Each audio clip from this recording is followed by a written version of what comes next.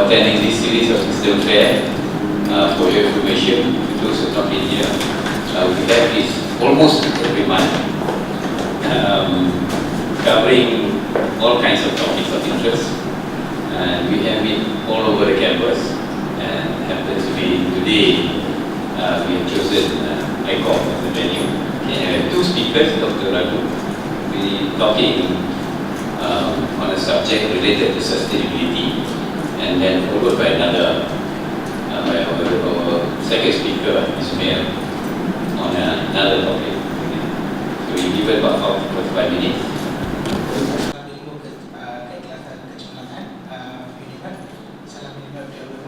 I'm so glad indeed in order to convey my heartiest thankfulness to my English professor for choosing me for this special talk.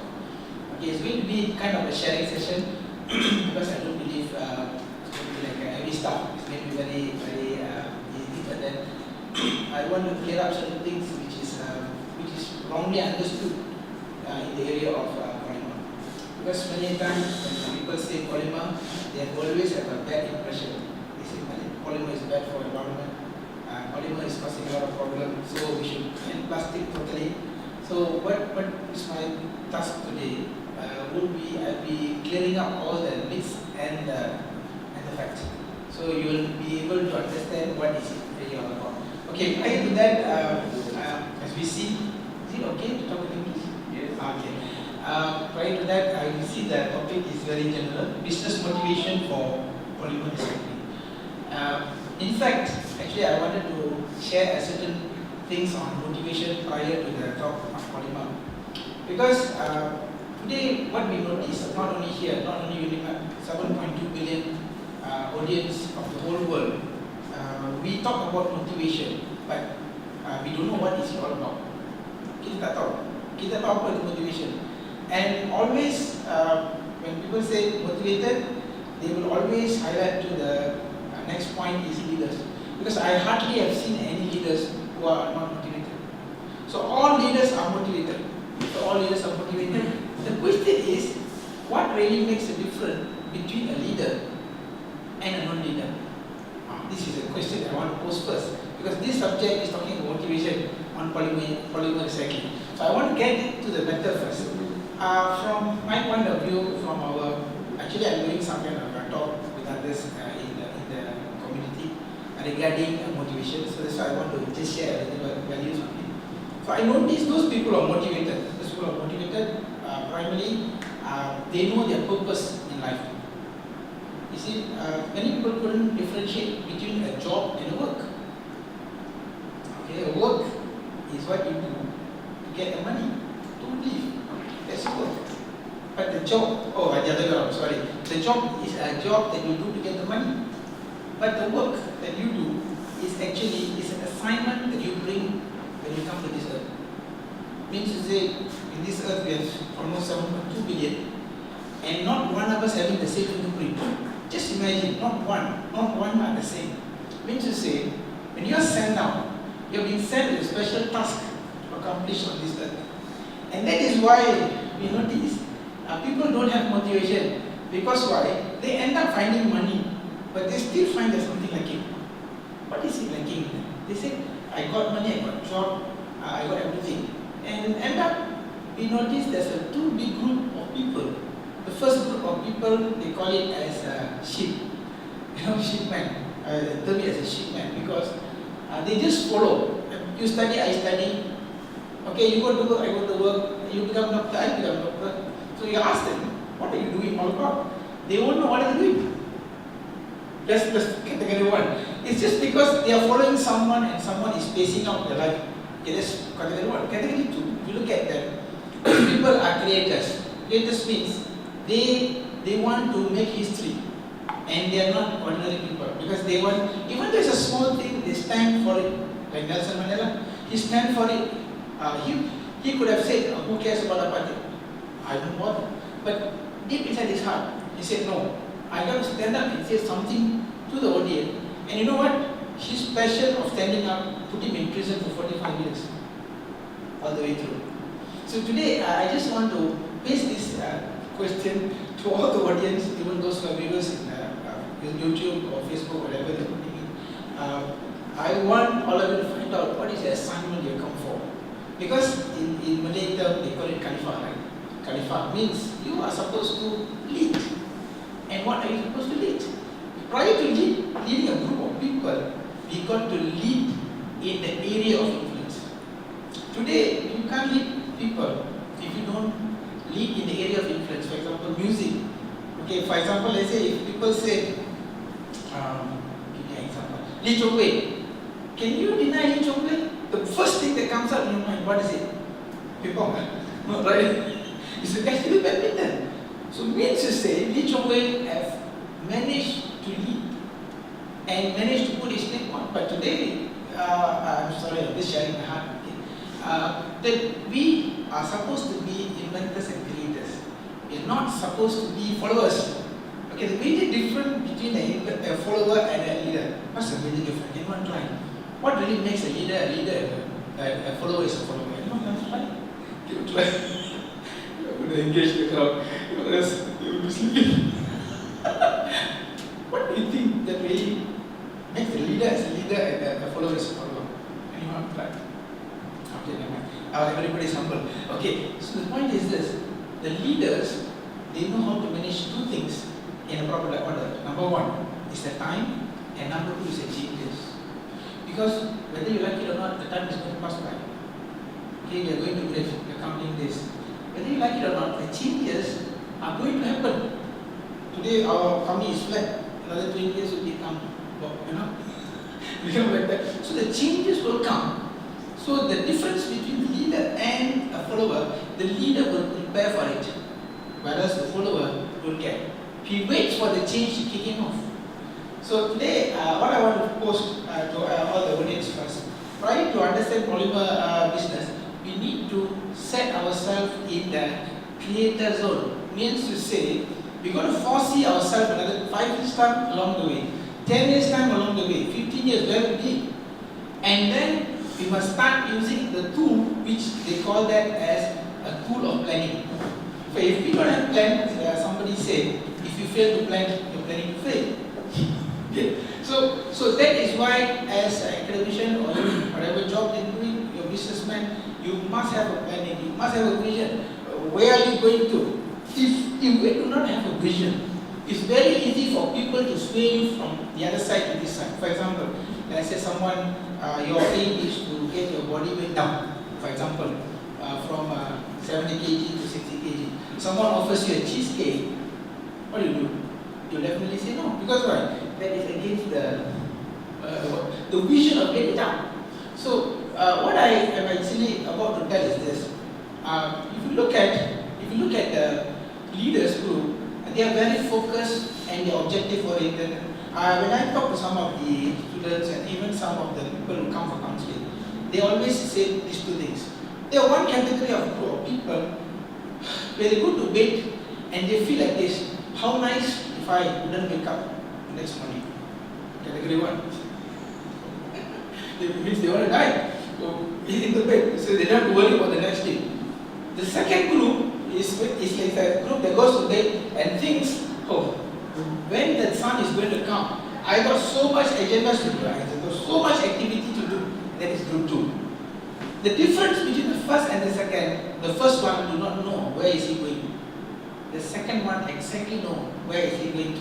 So this is just a little bit of introduction for the motivations. I'm not actually supposed to give motivation, but it's just a question to share. So actually, if you look at people, this is the last point I want to say before I go to the polymer. If you look at people, there are three types of categories of people. One is wealthy, the second category is rich, and the third one is poor. You can define them by the way they speak. Can anyone try? Now let's try. Give a try. What do usually poor people talk about? Just give a try, no problem. Nothing is wrong. All answers accepted. What do usually poor people talk about? Food. Food and money. Yeah. Okay.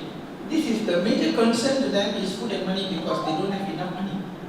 Okay. For those people who are rich, they will never talk about money, they will never talk about food, but they will talk about their things. I bought this car, I bought this house, I bought that, I bought this. They're talking about it. But the wealthy people, those people who are super rich, they don't talk about money, they don't talk about things, they talk about ideas. This is my experience I'm sharing. I was in Korea for 3 times. It's a very fortunate thing that I'm in UNIMAT, University of Malaysia Police. University of Malaysia Police not to brag. It's one of the best universities I can say. Because nobody would go to shift for every consecutive 2 years. I went all 3. And the final year when I went in, one of the Korean associate, I mean these are the organizers, came and said, "You got 2 patents already, why not you become a Korean?" I was shocked. I was taken into a shock. He said, "Hey, I'm so dark and black and you, are you real or you're playing with me?" I said, no. All we want is just innovation. That is why I understood why we are not talking about Korea a lot. Just want to give an example. You see, Korea is in Korea, but yet we are using Samsung. We are using Cosplay. We are using what else? Chuko. Name it.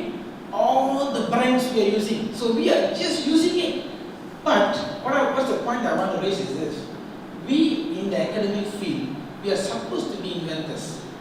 Not only inventors, we not only invent, but we commercialize it and bring the money into the government. That's how we should look like. It is not just like going to academic field, get a grant, get a student, and get the student graduated, and then you say, "Oh, I published so many papers." That's good, nothing wrong with that. But what am I trying to tell is, the direction is to change. Because this is my personal opinion, I might be wrong, correct me if I'm wrong. So that is what I think the direction should go through.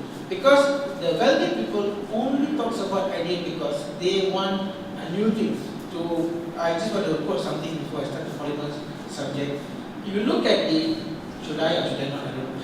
You look at the kitab, God created Adam and Eve, you all know the story. And then God never gave Adam and Eve the chair. The chair was hidden inside the tree. Then he got the chair out of the tree, out of the situation. So today, even until now, there are so many things out there and yet to be discovered. And that is where the academician falls. And we are considered the most best because we are always talking about ideas. We never talk about money. I believe so. We never talk about things. And we are about talking about ideas. So the point that I want to convey to all the viewers, don't be shy. Don't be shy to express your ideas because the world out there may need you. It's just a simple idea, but it can work. Okay, so that's it. So that's for the motivation part. That's for the polymer. Okay, I think. Okay. Sit down. Just to press. Okay. As for polymer, so I'm going to just give a little bit view on polymer. Polymer is actually, we call this as a chains of compound, which primarily of carbon and hydrogen. Okay, actually, polymer came into picture because of the petroleum. Okay, all polymers are byproduct of petroleum. So petroleum came in.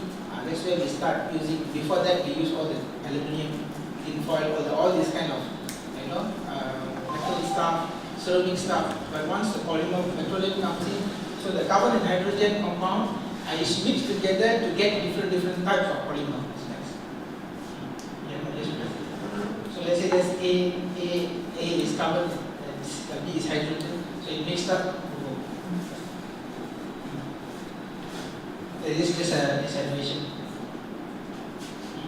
So we get a polymer chain. We get a polymer chain of carbon and hydrogen.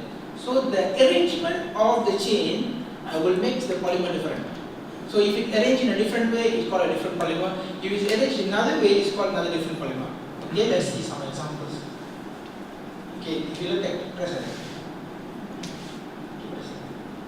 Keep pressing. Okay, so these are the various types of polymers you can see for polystyrene. I think most of you know polystyrene. We are using for drinking cups. Okay, that is polyacrylate. That is usually for contact lenses.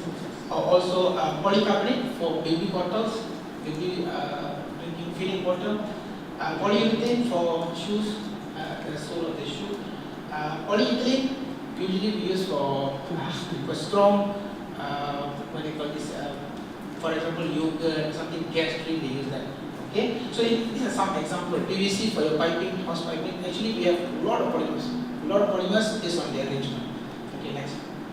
Okay, this is what I want to clear first. Okay, number one. Many a time, these things are not being clearly understood by many people. If you look at them, people say polymer can cause more environmental adverse effect. This is how always people think. But I want to clear the stuff today.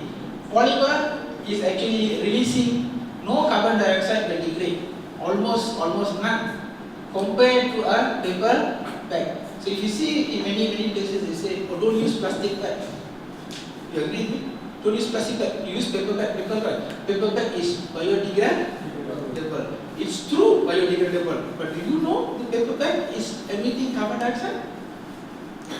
When it degrades, it releases carbon dioxide, and carbon dioxide is the cause of the global warming. Now you got another view. So this is why I want to clear this thing. Okay, you got another view. So let's just say, I'm not against paper bag. What am I saying is, plastic bag can be used, provided it is being recycled well. Okay, let's go to the second point. Non-biodegradable, very hard to decompose. Okay, this is just like telling your kid is not studying well. As a parent, what usually we do when your kid is not studying? Tell me. You have to study for tuition, or you got to study for extra education. So what are we doing is now, we are blaming at the polymer, and we're not doing anything about it. So whose role is it now?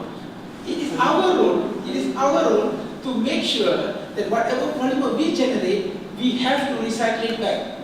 If you can recycle it back, the polymer can be changed. Later you can see my slide. 90% of the polymer can be recycled and can be recovered for anything, because it's of the petroleum base.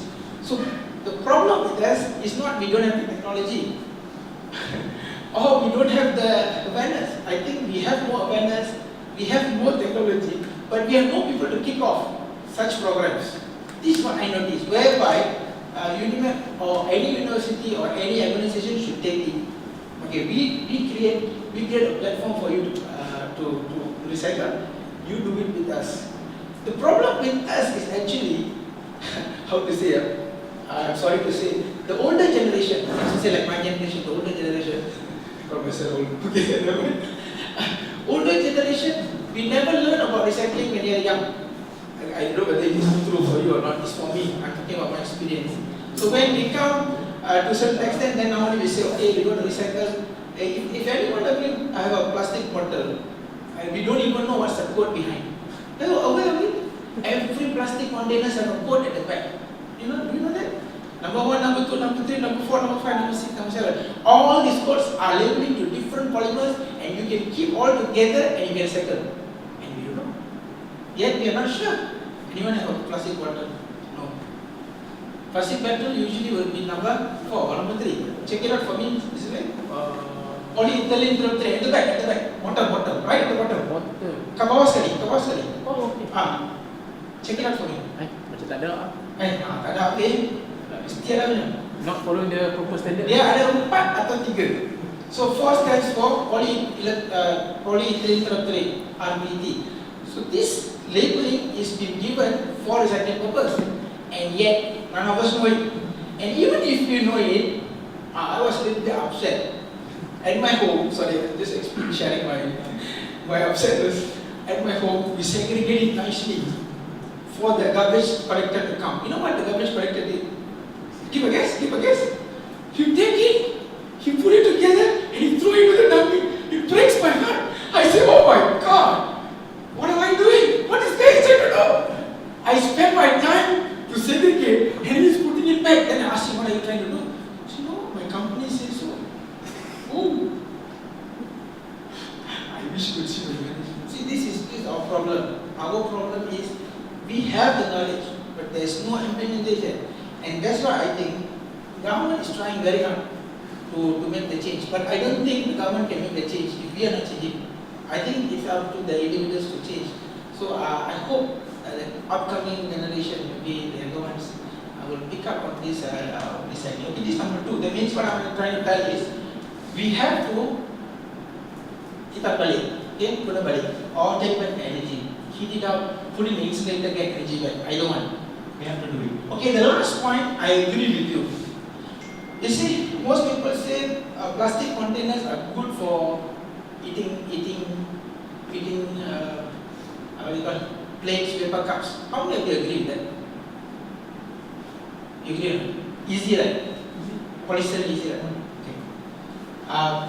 As for my concern from what I've learned all these years since I did the PhD in polymer, I would suggest, please don't take anything in polystyrene. Polystyrene, it's not useful, right? Polystyrene.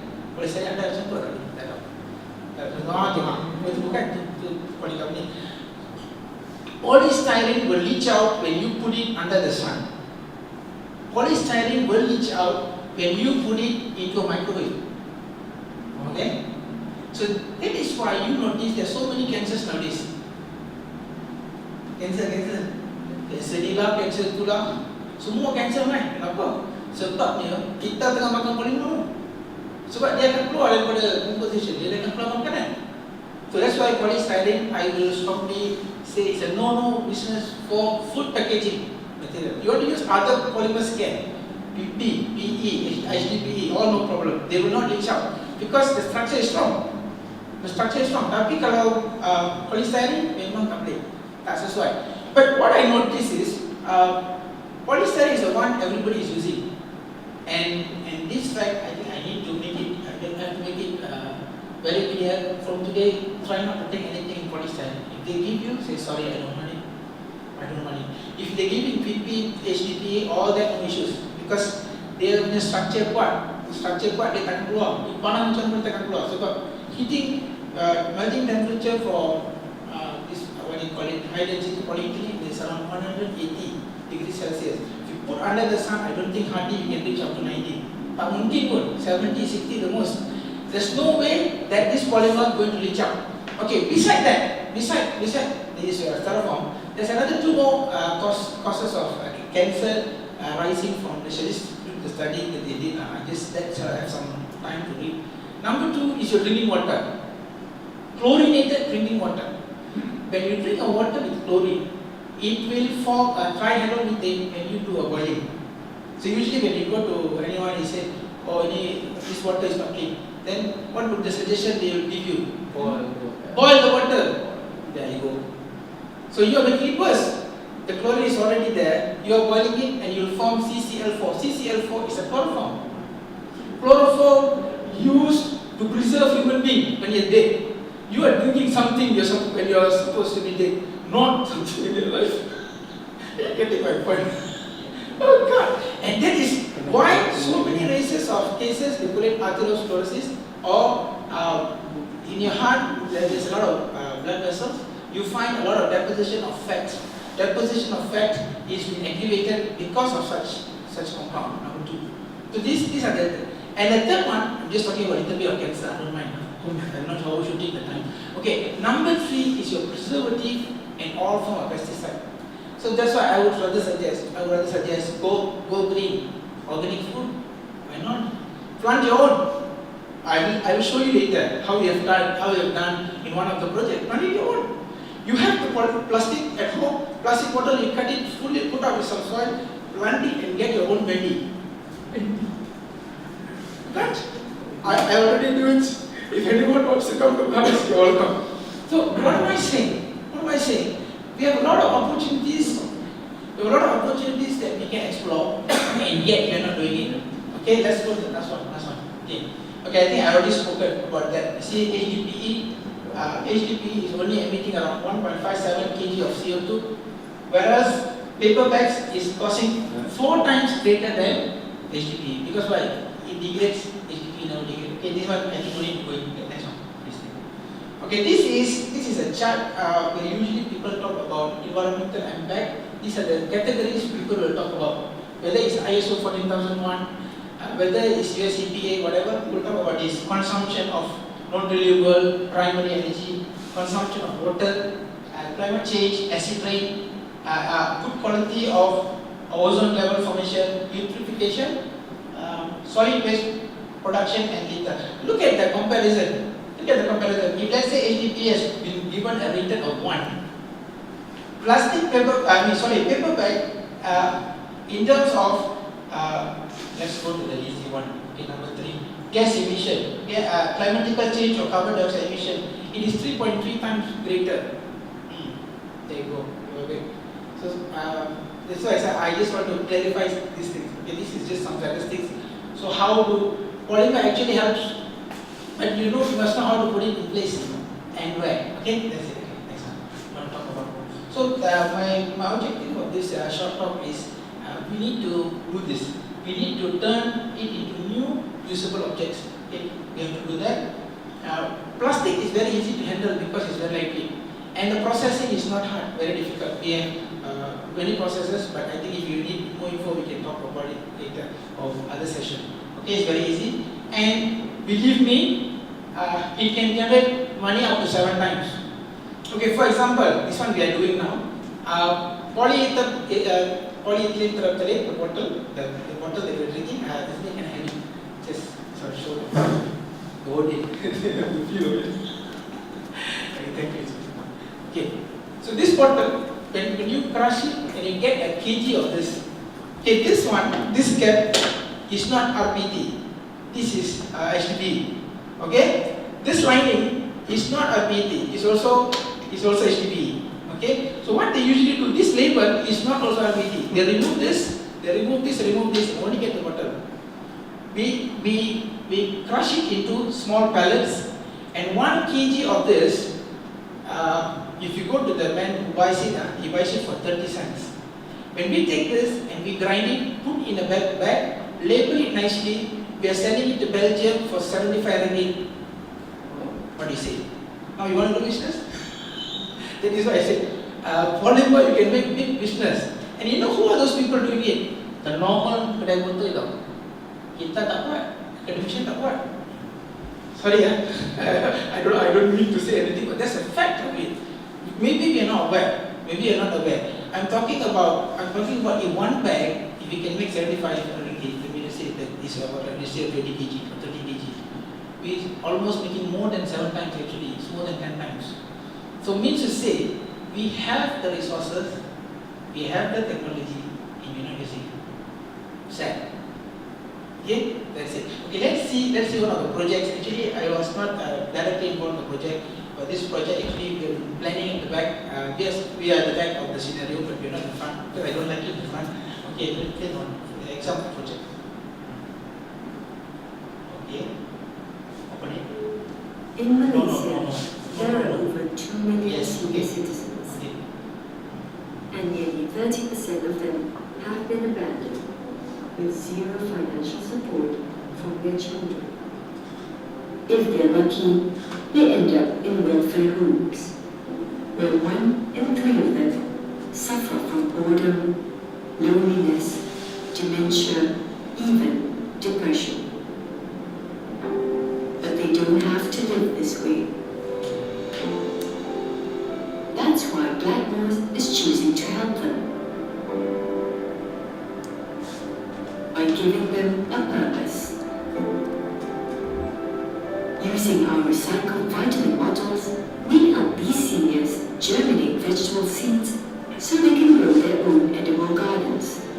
Because we believe through gardening, we're not just helping to restore their self-esteem and sense of purpose, but also to keep their bodies and minds healthy. Bagi saya, idea itu begitu sangat bagus dan amat memberi kesan yang sangat positif kepada golongan-golongan polymer ini.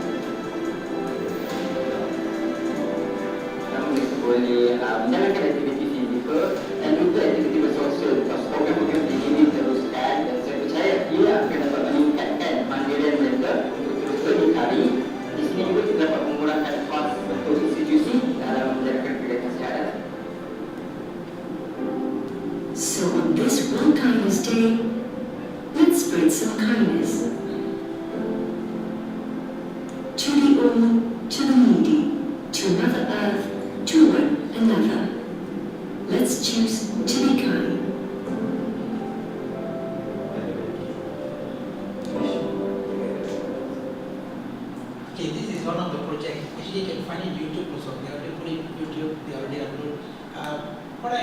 suggest is, why not we do something for the people of that?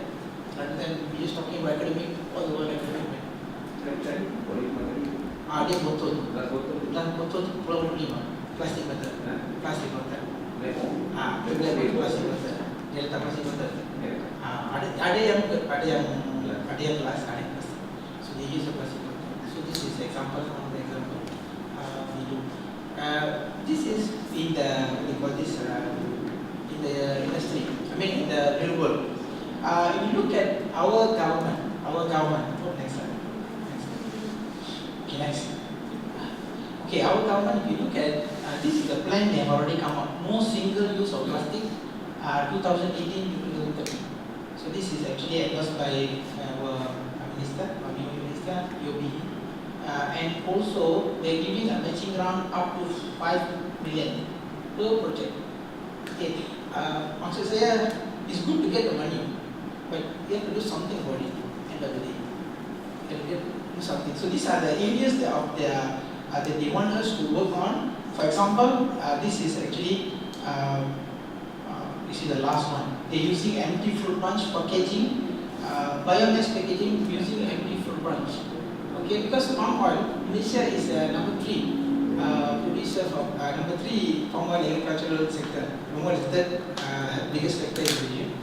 So we have a lot of abundance of empty fruit bunch, and we can use it turn into new packaging material. So these are the one of the areas. You can look at that, the technology for producing starch blended biodegradable polymers. So what they're trying to say is, we don't use any polymers only one time. We want something to be used many times.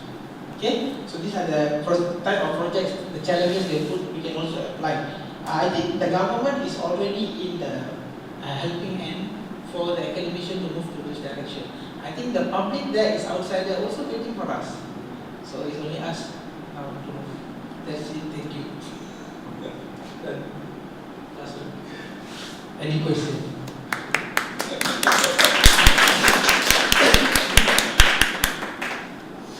Saya tak cakap pun tak tahu apa dia kata. Boleh faham tak? Bisa apa? Kalau ada soalan, question. People use plastic more than paper, but given the situation as we do today, as it is today, we just use plastic and we use straw. So I don't think we are ready for that slide.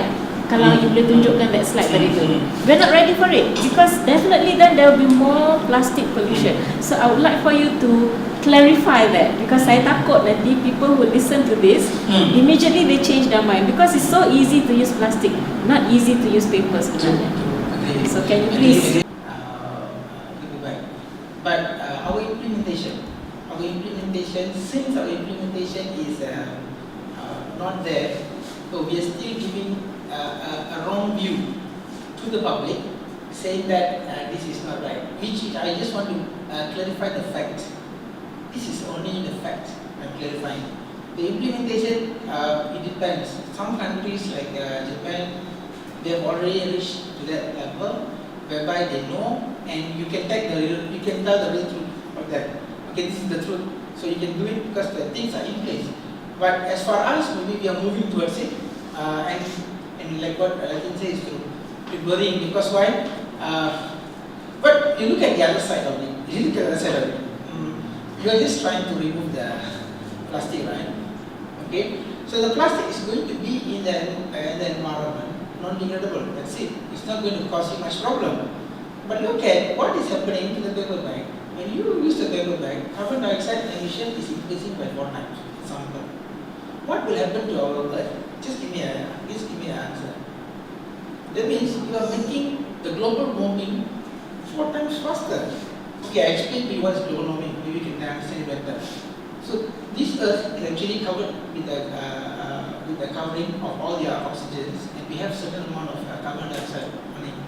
So when sun ray comes into the atmosphere, what happens is the atmosphere, the CO2 in the atmosphere becomes like a sponge. It absorbs the heat and it will not release it out. So when it does not release it out, the more carbon dioxide present, the more heat is going to be retained. So if this is retained, what is going to happen? The North Pole and the South Pole, the ice is going to melt. And that is why you can see so much of flood, so much of cost, because the topic, the global change issues in the current issues now. Because I don't know, it's going to be biased if I say don't use plastic bag or use paper bag. But from my point of view, I just want to make the fact clear that paper bag do emit more carbon dioxide compared to plastic bag. But I think we need to move to a direction to educate the people, and we need to move to that direction so that slowly they also can change. But I think the problem is plastic bag is the poor maintenance after it's used. If we take the plastic bag, we use a plastic bag, and we know how to dispose it well, I think that serves better compared to I mean, you don't have to send it to the what they call tapak lepas lah. Tak payah hantar ke tapak lepas, kita saya recycle balik, itu saja. Tak ada You're masalah. talking about paper decomposing or burning the paper? No. Paper decomposing. Burning also the same. Decomposing. Almost the same. Almost same. Because burning also is just a faster way of degrading it. Because emission is going to come out anyway. You burn plastic? Yes.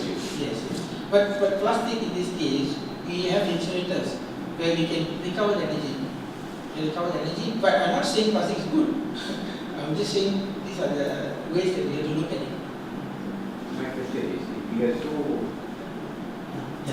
are so clever with plastic, why can't all single-use plastic be biodegradable?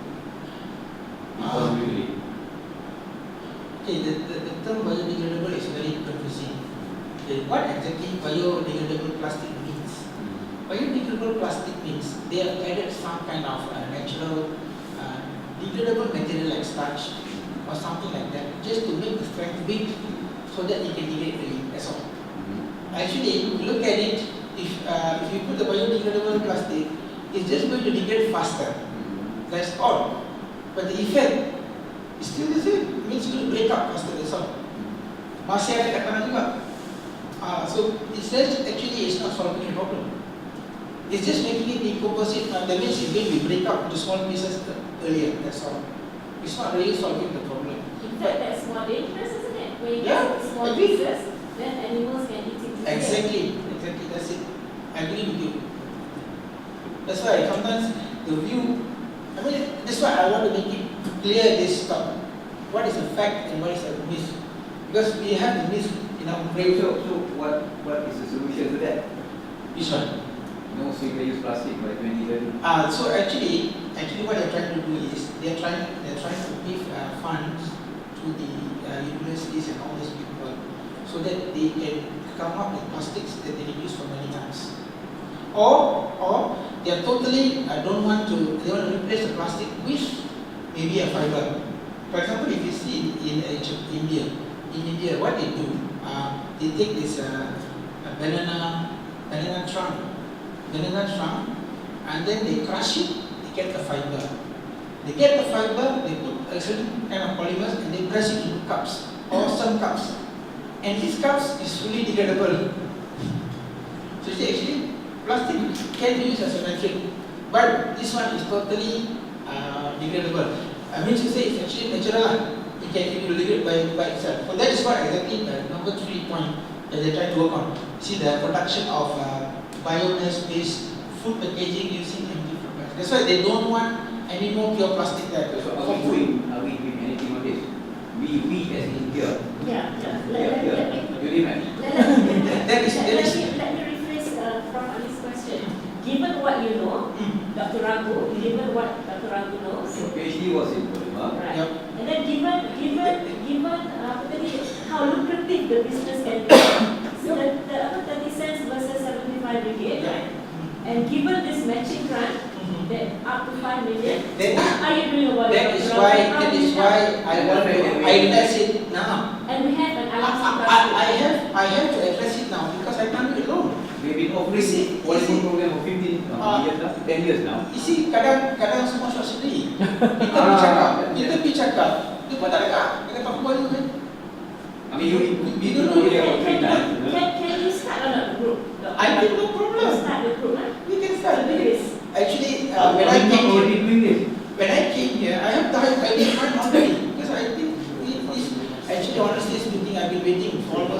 7 years. We are not platform to talk about it. Whenever we teach, you're teaching polymer program, right? No. You're the wrong school. I'm teaching Oh, different. you're the wrong school. But my research work is on all on polymer. Yeah. Recycling of polymer. That's Even right. on agricultural waste for polymer. So mainly on ISAs, anti-fruit punch, and also enough.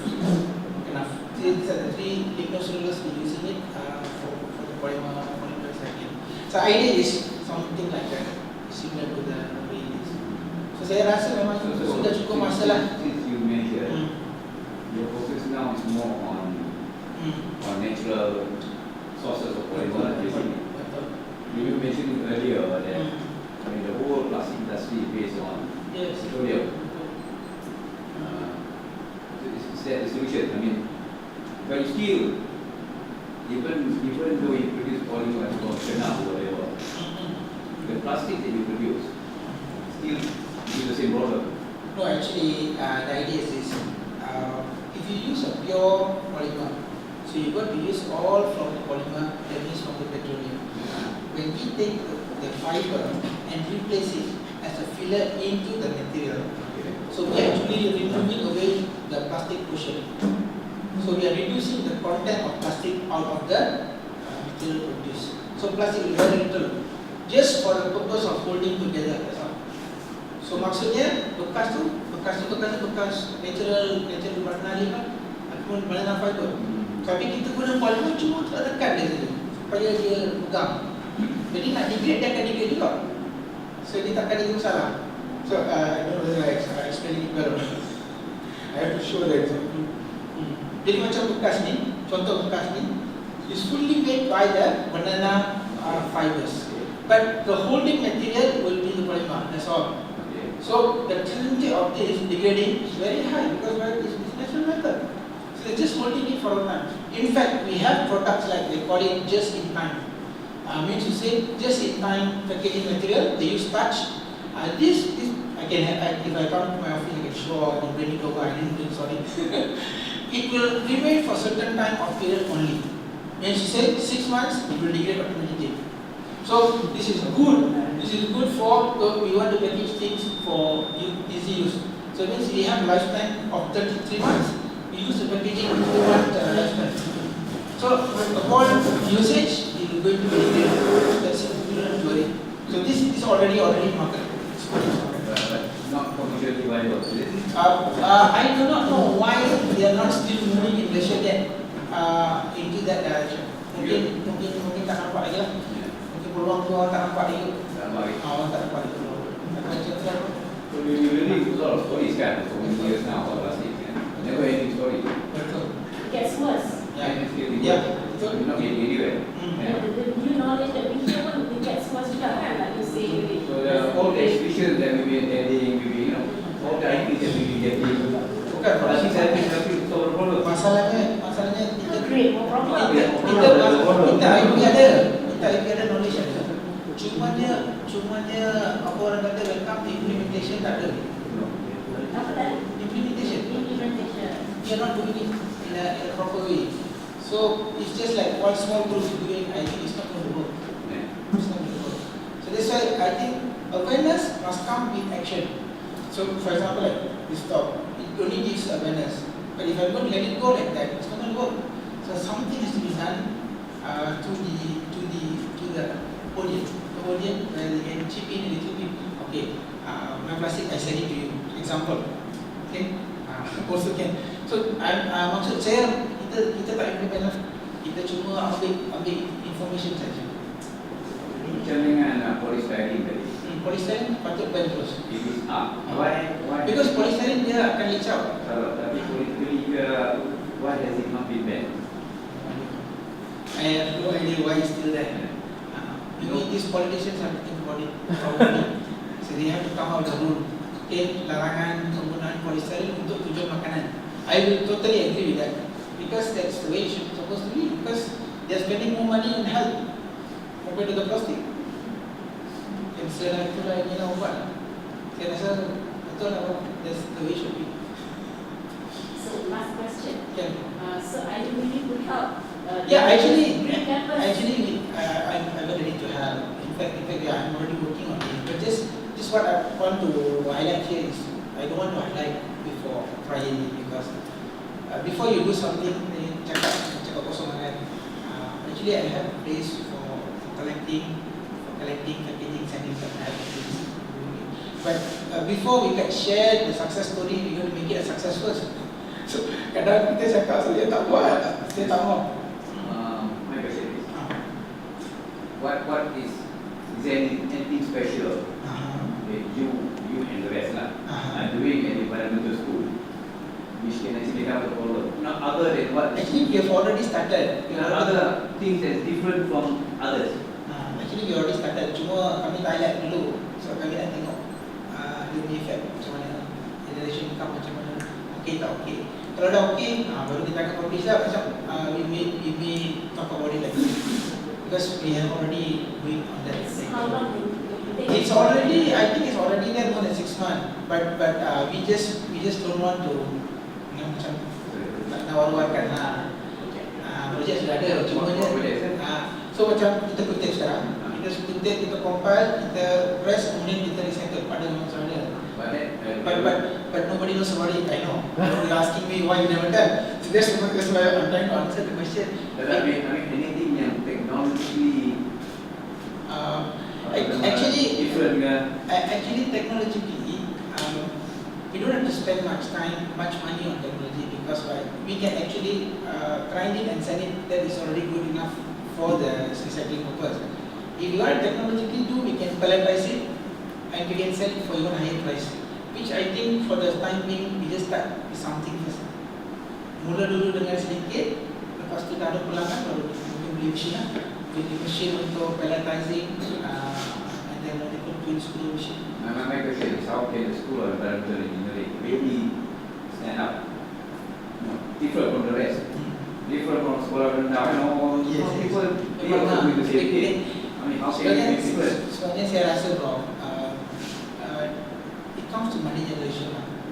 Kalau kita boleh sekolah environment, boleh buat duit, boleh generate money, and show a success story, that will be good for the university. I think that is how we should think. In fact, I also, at the beginning I was telling them, we have to think the other way around. If everybody is doing recycling, the schools are doing it. So what difference it makes? What difference it makes? It's no different. So maksudnya macam dia akan balik ke sekolah lah. Dia akan balik ke sekolah. Tapi saya rasa kena mula kat rasa juga. Kemudian kita kena beli mesin semua. Beli mesin. In fact, I have a partner in Brunei. Brunei just sharing. Brunei, he has all the machine for recycling.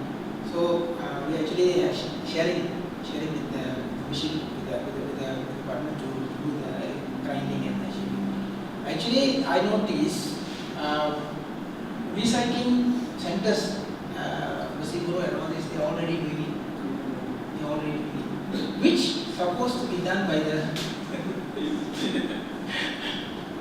kita ambil peluang lah. Saya tak tahu, mungkin sebab tak ada. Tadi you mentioned things you send to Belgium. What I understand is the other way around. No, actually, sending these plastics to Malaysia. No, actually now they are doing road pavement. They are using the polymers to make roads. Jalan. Dia dah buat fikiran dia. Kita buang dia ambil. Dulu dia buang dengan hitam. Sekarang dia ambil. So maknanya waktu when we send to Belgium, so they do something with it kan? Yes. Of course utilizing Itu some kind pun of technology. yes. Technology tu kita ada lah. Ada. So tak payah hantar Cuma dia kita tak sampai. Macam Prof cakap tadi lah. Kita tak sampai lah ke arah tu lagi. Itu masalah dia. Tapi teknologi tu memang Ada. lah. Ada. Dan Cuma accessible. kita tak buat. Mungkin kita takut ke atau tak sampai ke atau Mungkin dia banyak investment kot. mungkin. I think upfront mesti banyak. Because I notice EU countries they are more strict in these laws. So before they take in all the waste material, they have to have a clear plan first. Kalau cakap buat saya tak boleh pun. They make sure. Any more question? Sorry if I didn't answer it well. Sorry, I'm just trying to answer. Just sharing. Oh, okay. Dr. Ragu, I'm not that optimistic lah regarding already singing the recycle, that's what you do. But in the end, the ecosystem is not enough to create the so-called the drive factor for all of us to recycle. Like you say lah, even though if we have 1 or 2 or 3 dustbin, plastic, papers, glasses, and then in the end you put it in the dumpster, they put it everything together. So there's no point. So maybe I think the government is play a role, but the role is not enough to create the proper ecosystem. Masalahnya sekarang pemikiran anak ni. Yes. Pemikiran anak tu dia kena develop dari kecil lagi. Yes, I think the indoctrination must be there first lah. Kalau dia dah ubah, bila law tu masuk, orang kaya pun. I just want to give an example like Singapore. Malaysians in Singapore, First world country means mundur kan, negara mundur kan. First world, I mean we are the negara maju lah. First world. Negara maju, you look at their way of recycling is very awesome. Even not to say first world lah, even Indonesia is doing. For example, they go for bus. Okay. They go to bus. They are not giving money. They're throwing bottles, empty bottles, 5 bottles for the bus fare. Indonesia dah buat dah Sumatera. Kita tak mau buat. Maksudnya, saya tak tahu. Mungkin kerajaan dah buat dah dengan peranan tu. Kita rakyat ni tak mau buat tu. Saya tengok itu masalah kita sekarang ni. So I cannot blame the government for not doing it. I think the laws are in place, the program is well, but implementation is difficult because kita tak mau buat. So kita mindset tu masih kat lama lagi, nak buang kat sama. Kita nak buang straw pun is very difficult to throw away the straw. Actually, straw can be replaced with the natural thing from the vegetable actually. Dia also can be done, but mungkin orang tak buat juga. Pun sudah ada sekarang, belum saya sekarang. Takes time. Bukan kata takes time, saya rasa kita tak ada satu tekanan. Malaysians don't have a pressure to change. Sorry, I may be wrong. Please correct me if I misunderstood. Don't put me YouTube. It's okay. They are not moving towards it. Maksud saya sekarang ni, kita masing-masing ada kefahaman. Semua orang ada kefahaman, tapi cumanya kita tak gather. Sekali, buat sekali. Itu saja. Kalau kita boleh fikir macam tu, dah boleh buat dah. So, I think that's it. Anything else?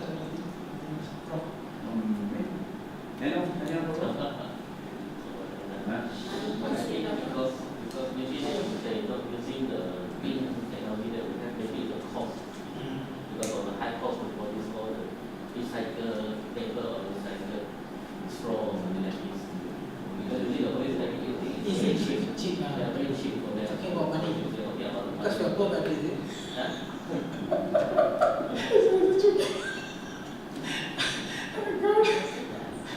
See, the only thing I notice is kedai jual ini works the best. People are not talking about quality anymore because people don't have money. Dia ada kapit. They are confused. That's right. But then they just want it. Say, okay, somehow or other I get the money for RM2. Why must I go to RM5? I can get the RM2. But that's the problem. So because we now the cheaper They are selling product for a lot of duit. Yeah. And that's the one creating those problems. Yes, exactly. But for public don't want to think about the duration of this. They just want a quick fix to the problem. That's our problem now. So the role of your school in these issues? So this is a good question. Because as an outsider, you don't see much actually. They can't do better. Mungkin tak nampak lagi lah. Akan nampak. You're making 10 years now. No, how to say it? Actually, yang balik mengaji dah balik dah 5-6 tahun dah. Saya dah balik 5 tahun dah. I myself came back only 5 years. I think it's high time. Tak boleh tunggu lagi dah. So maybe they take some time to adjust. Don't worry, Raghu. Prof. Ali has the same question to Sister Lee as well for electricity. Yeah, I think we learn to be. The schools must be, the schools must be actually. The schools must be because you have the knowledge. But should I say, it's still a different. No, It's okay. you era. Oh, yeah. Your brother will agree. Macam kata apa, how to say that? think can. I don't want to say anything else more than that. We can do it. And we have to do it. Salam ni. That's all. I think kita buat lah. Kalau tak buat, tak boleh cakap saja. It's not just about teaching. Teaching, yes. It's not about knowledge. It's not just about research for paper. It's not It's about about education. technique, it's not It's not about about giving. technique. Yeah, it's not about giving institutions. It's about making a difference. Making a difference. Betul. Changing the public mindset will take a long time. So are there In the meantime, they in the can meantime, do what they do? technologically they can actually assist. You know. Itulah cerita-ceritanya macam public kan, dia kalau cakap macam contoh bila kita cakap trilogi kedua tak mahal. Sama juga dengan kes society pun dia tak lah, tapi we still have to find a way to convince them to get them something cheap, comparable, so they can use. Kalau benda tu mahal, orang tak guna. So you're challenging. That's our challenge. That's the challenge. Yeah. So we need to get something comparably same amount of value and it's usable. Then I think they will take it. Itulah sebab saya tengok sekarang pun kita work on starch material, itu pun kalah tu juga. Kalau dia ambil barang tu lebih kurang ke sama, strength kurang sikit tak apa, tapi boleh guna. We actually going in that direction. People back for what you call it, black bags or tong sambang. Tapi we've been hearing a lot about this. Dulu kat bahan pun ada from pure ke, all the raw material semua dah pakai lah. A lot of metals, a lot of. I think that the problem is wrong. Like this, we have the technology, but we don't have. I don't know whether the academician or what. We don't have the drive towards the business. They don't want to drive towards the business because why? It's not rewarding. First of all, they are not good business people. Number one, even if you give to the other business people, they know their way out to do it, and end of the day, the academician get nothing. So these are the situation that we are racing through. But if from your end, perhaps, is there anything that the university could have done to assist? actually, I couldn't blame on the university at all because we didn't approach. I didn't approach the university on that thing because if we approach, I think definitely they will. I think in future I will. I will, and I'll make a phone now. Because actually I was waiting for almost 6 years after I came back from PhD. Not even a single platform. I mean, we are talking outside, talking elsewhere, but not in that. Bukan masuk boleh cakap dengan share macam ni. Saya rasa very happy. At least I can go out my side of the story, and also our academician can pick up just together. We don't know how much we can make, at least we make something. Begin something, order something. So this platform is a speak your mind. Yep. Saya I didn't prepare for all this. We are into another one. Series 2. Okay, For your information, yours is the second talk on plastic. The first one doesn't help actually. I see. Oh God. So we were hoping that in the coming lectures on this issue, In fact, we are providing more and more solutions. so I don't know how should I tell it or should I not. Maybe you all can visit my place. Please do a visit. Is this UniMap or is this Mine. personal? Yes. Because I don't want to do it under UniMap yet. Where is that? Still don't want to mention it. How do we visit and you don't know? We'll call you. Let you know. I Yeah. want to make it public. Please, maybe you can come and see, share the question. Then I think we can have a better touch on how we can. But I strongly believe doing is more than talking. Doing is better. Other than we talk and we say, I do nothing lah. So macam saya rasa nak buat dulu. Bukan kata tak mau inform. Kita nak inform. Tapi kalau inform dia akan jadi lain. Takut lalat tak jadi. So better get a story first. So that's my, I think that's about it. Thank you very much. Okay, thank you very much. Most interesting. I think without further delay, IZMER. Alright. IZMER is the second one. Alhamdulillah Rabbil Alamin, wal aqibatu lil muttaqin, wa la udwana illa 'alal zalimin. Wassalatu wassalamu ala Rasulillah wa ala alihi wa sahbihi wa man tabi'ahu wa nasarahu wa wala amma ba'd.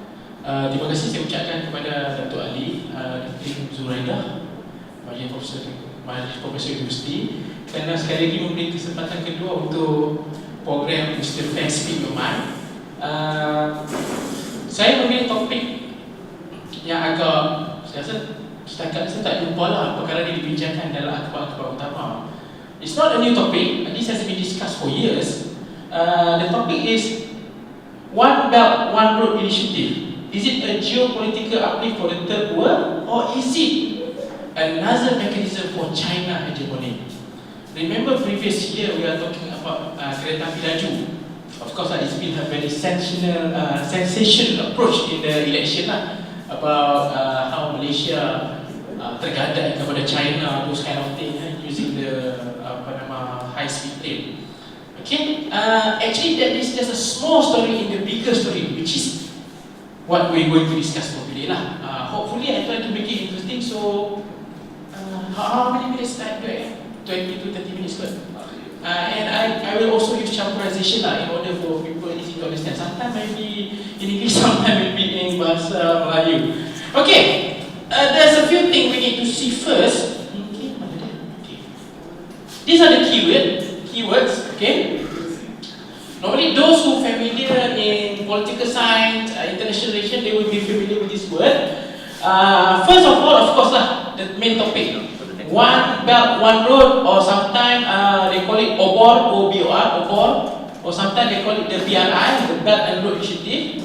And the second keyword is third world country. Alright, there's a different approach in understanding third world country. Ada orang kata Malaysia is third world country. And some people say the third country is the underdeveloped country, but we are not underdeveloped. We are developing country. It depends which school of thought lah. Normally we have a first world country and third world country, or we have the developed country and developing country like us. Okay?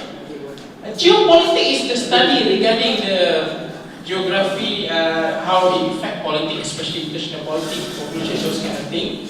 Anything you want to talk about geopolitics has to be regarding state lah, negara. Sebab negara ni dia ada what we call different geographic area. Okay. From geopolitics, sometimes you can also study about geostrategy. Malaysia is part of a very strategic state lah, because we are a littoral state, meaning we have seas, access to all global trades, we have Selat Melaka, those kind of things. So we can consider ourselves quite strategic. Plus we don't have any major natural disaster. Kita tidak berada di bawah what we call the Pacific Ring of Fire. That's why there's no volcano in Malaysia. Okay? And last but not least, the political term, hegemonic. The hegemony ni, if you go and look for the translation, it will say that domination of a state to another state. Pengaruh sebuah negara atau sebuah entiti terhadap entiti yang lain. Do we have our hegemon on other people? Itu hegemoni lah. Alright? Contoh terbaik hegemoni ni Rome lah. I think long time ago when you talk about Roman Empire, every road must lead to Rome. Over 2/3 quarter of human beings live and die under the Roman Empire. That is how strong Rome hegemony during that time. Right? Okay.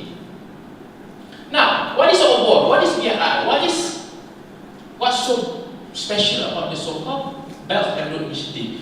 This is actually a new initiative. Alright? It's brought forward by the chairman of People's Republic of China and also the president, which is the Xi Jinping. The first introduced in 2013, they make a speech about this Belt and Road Initiative in Kazakhstan and also in Indonesia. First time that China revealed to the world that they are looking forward for a strategic planning, strategic development that will encompass a lot of other nations to bring everybody interest together. Not just to secure the China interest, but also to the interest of this all developing state. Alright? Some people say the third world country. Okay? It was also known as One Belt, One Road, or OBOR, as I mentioned, and also the long name is called Silk Road Economic Belt and the 21st Century Maritime Road. Because this OBOR or BRI encompassing the land road and also the sea road. There's two ways. Okay? It's a development strategy by China for infrastructure development and investment, Asia, Africa and Europe. Now this DRI, Belt and Road Initiative, their vision is to encompass Asia, Africa, and at the end will reach Europe. Okay, this is the general idea. Okay, this is a very what we call genuine idea. It's nothing have to do with military. It has nothing to do with the hegemony. It has nothing to do with the so-called China neo-colonialism. It just reach out. China reach out to the rest of the world. So, what's so special about it, and should we concern about it? Let us see. This is the general idea. Tak nampak dia punya map. How China will reach to Europe through the landmass of Eurasia. Okay, they call the Silk Road Economic Belt. They want to revive the long time ago. There's roads, not the road, the so-called trade routes between Europe to China. They call the Silk Road, Laluan Sutra. They want to revive that laluan. Okay, the other one, which is the most important one, is the sea route from China to South China to South Asia, and lastly will be in Europe. Of course, it will go past a few continents. Go to the Indian Ocean, South Asia, West Asia, Africa. Right? These are the roadmap of the BRI, Belt and Road Initiative. Okay? There are a few corridors that we suggested. This is the economic corridor, the development corridor. China-Mongolia-Russia corridor, New Eurasian Land Bridge, China-Pakistan corridor, China-Indo-China Peninsula corridor, Bangladesh, China, India, Myanmar corridor, and China, Central Asia, and West Asia corridor. These are the major corridor which encompass the idea of the Belt and Road Initiative. Okay? Alright. The main idea. Why do this ambition of China some people perceive as a new form of colonialism?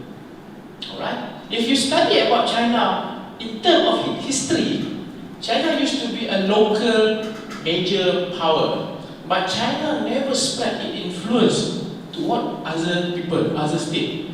Okay, the closest of the people that we can call nearly a China people is the Mongolian people, because they stood at the gate of Baghdad. They used to go and invade up to the Middle East. But China, no, there's no China ambition about invasion anywhere. Not even to Selat Malacca, no China. Okay, even Malacca never been attacked by China. We've been attacked by India, by Siam people, by some government, not government, some old kingdom of like the Majapahit, but not China. Even though China is a very big country. I thought Korea kan? Korea used to colonize Korea kan? Excuse me? China used to colonize Korea. Yes, but in terms of their so-called culture, because China, Japan, Korea, Mongolia, even though they're diverse, but they fall under like macam what we call Melayu and Jawa, something like that.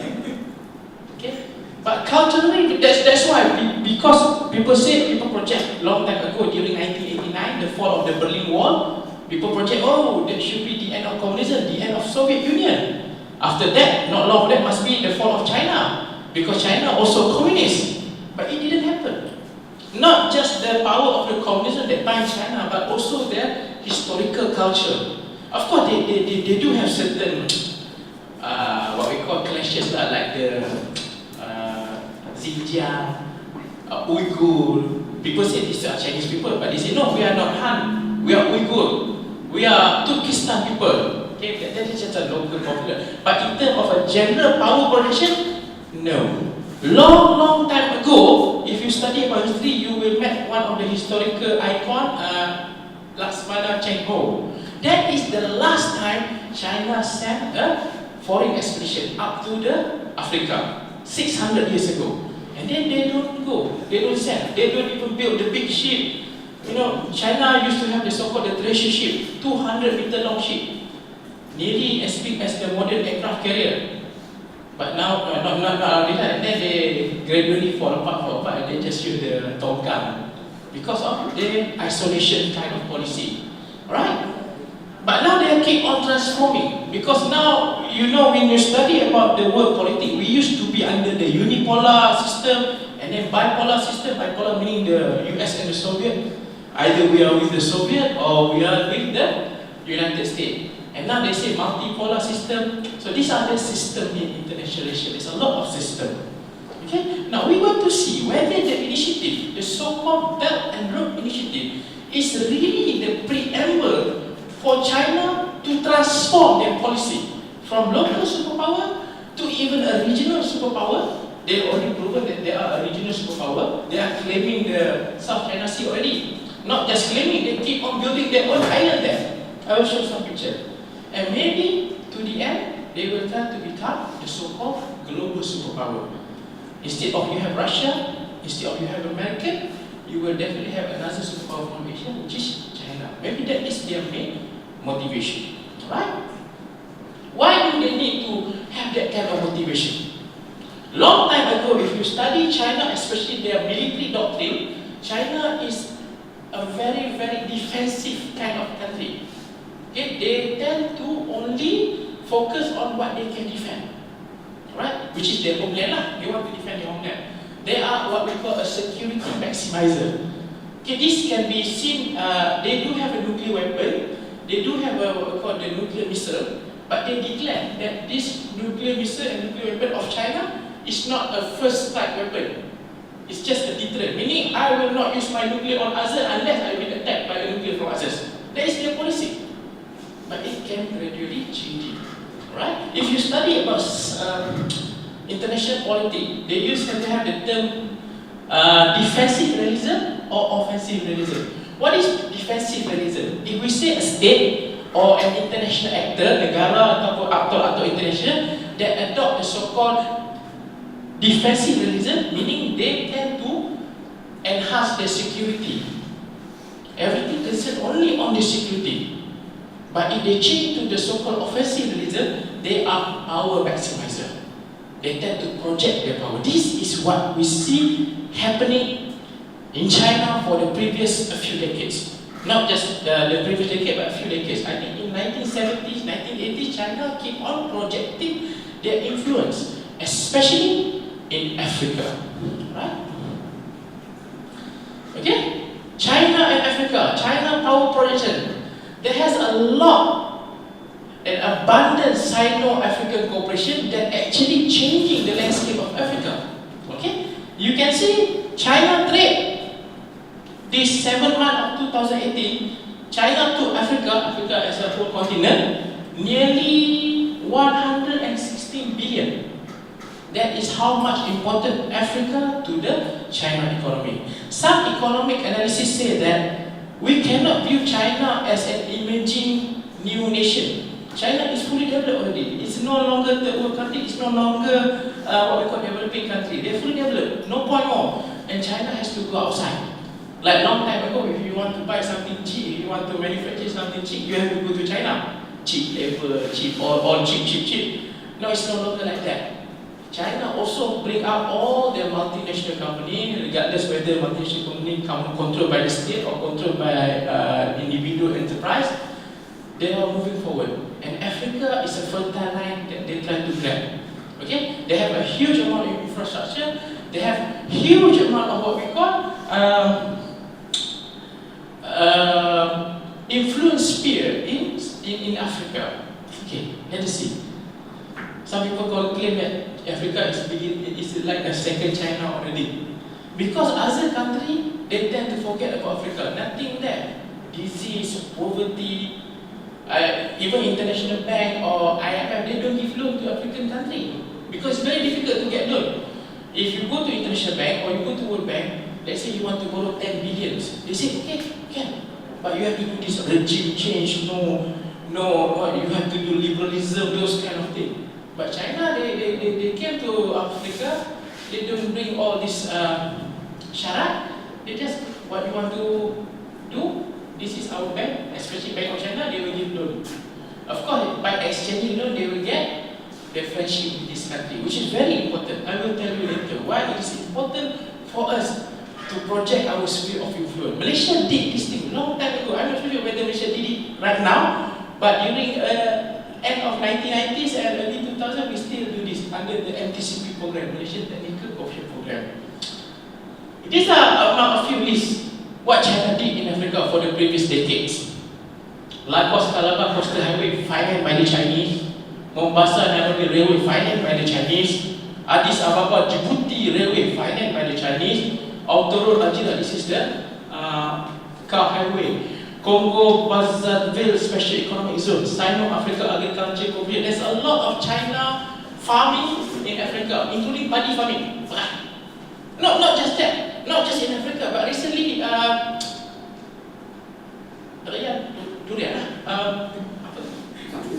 Musaki in Pahang, some of the Chinese company already what we call pajak. If you have the fruit, all must be exported to China. First grade, kita makan third grade Musaki. That's why Musaki even though expensive, not like we used to be.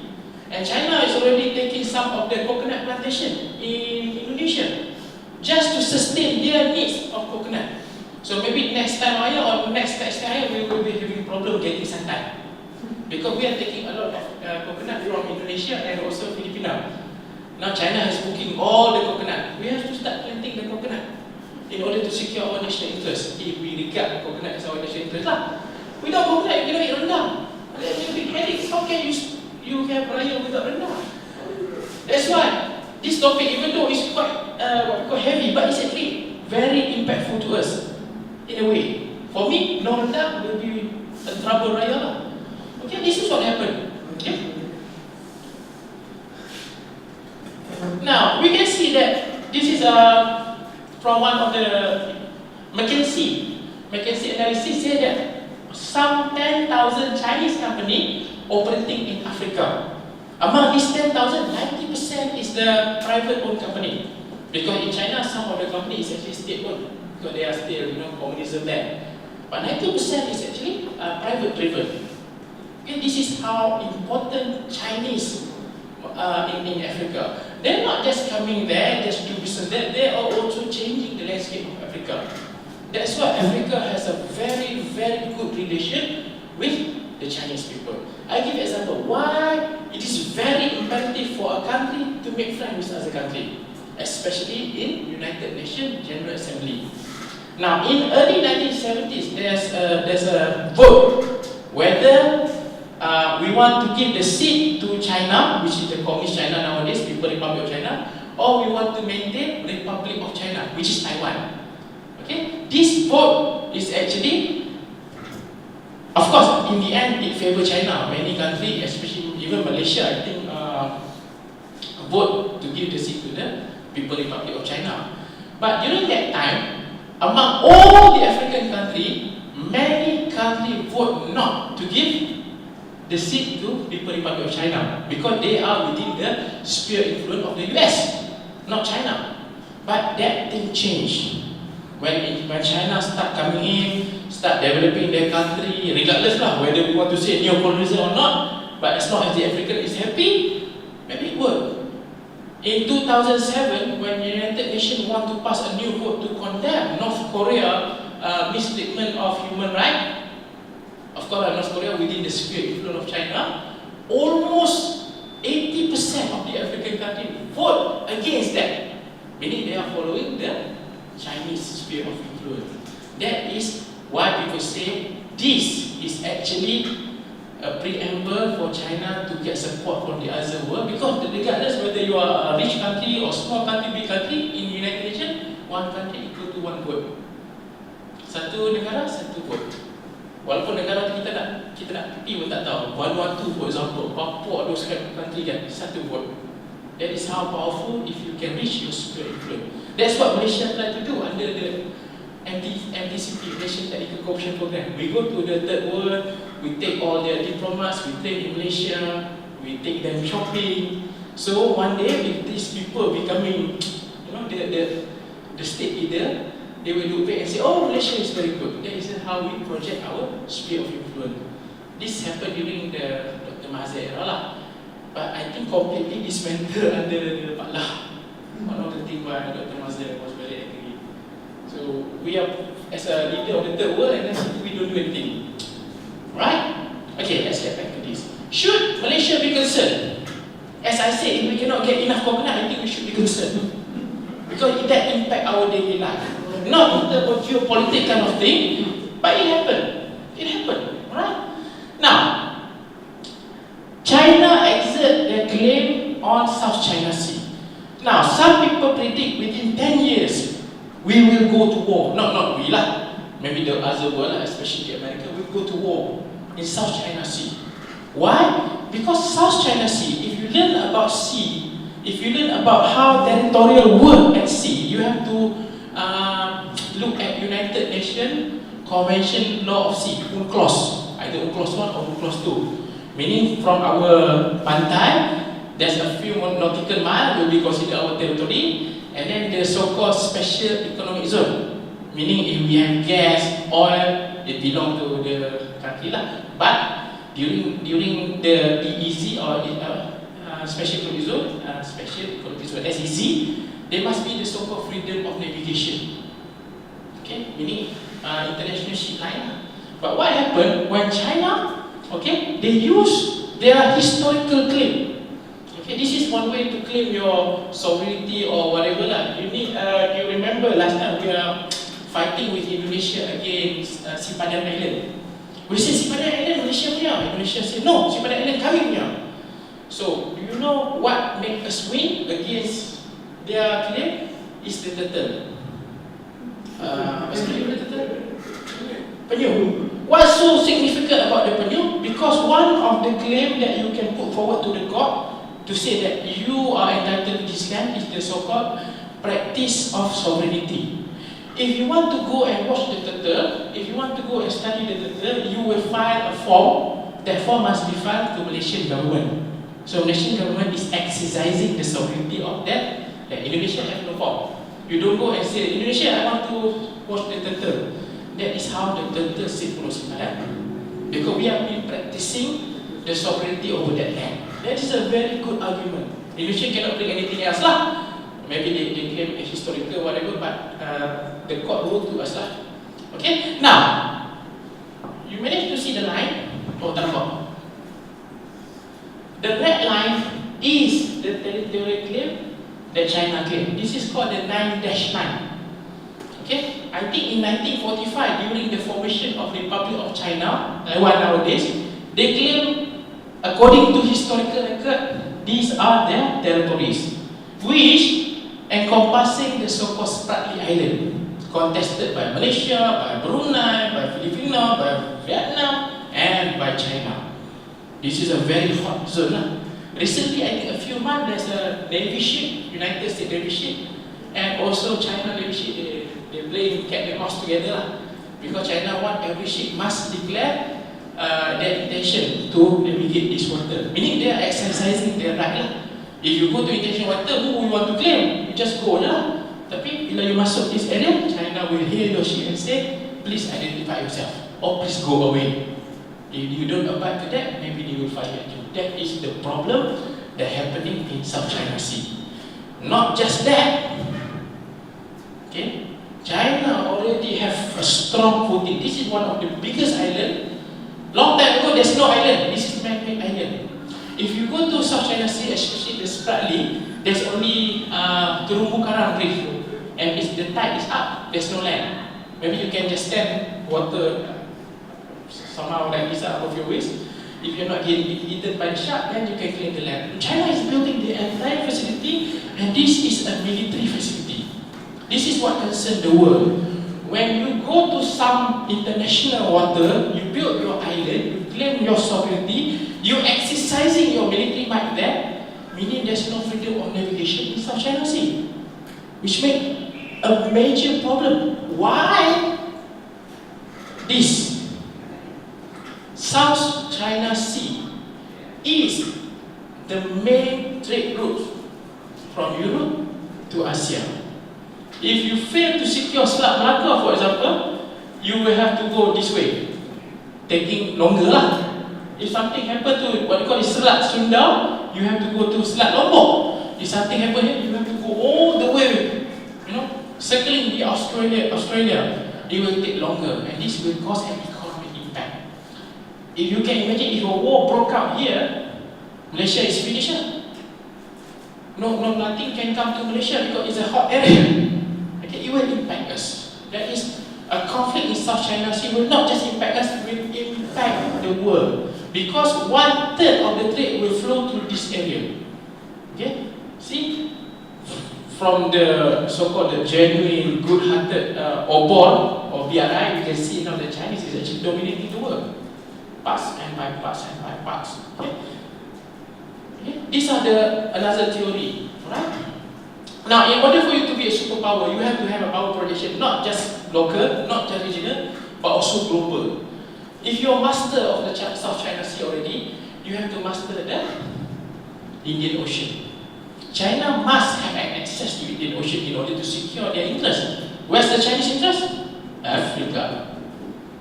And you cannot secure your interest here if you do not control your Indian Ocean. Now, how do you control an ocean? You have to have the so-called overseas bases, because your ship cannot run forever. It has to take drinking water, food. You have to have bases. Now, the string of theories state that these are some of the ports developed by China. It's a civilian port, but this is a deep water port. It can be accessed by the military ship, big ship, cargo ship. Now, what happened is China is already strategically positioning themselves in Myanmar, in Bangladesh, in Sri Lanka, in Pakistan, one of the most modern port, Gwadar port, in Oman, and lastly in Djibouti. Djibouti is really the first China military base overseas. Okay, this base serves a lot in order to defend the ship near Somalia, because Somalia has a pirate. Okay, China used to have a claim, we have to have overseas bases because we want to defend our ship. And they can go to Djibouti. Now, these are the strategic position of China. Remember, a long time ago, China don't concern about this. China only concerned about their security. You don't go out walking to somebody's neighborhood. No, we just stay here, protect China. Now, they are no longer looking just to protect China. They are planning to rule the Indian Ocean, undermining the so-called regional superpower, India. Now, of course, India and China, they don't have a good relation. They have gone to war, I think, at least once. There's a small region in India and China being contested by both parties. And of course, if China go to war with India, India will lose. China has a bigger and more sophisticated military. And now they try to rule the Indian Ocean.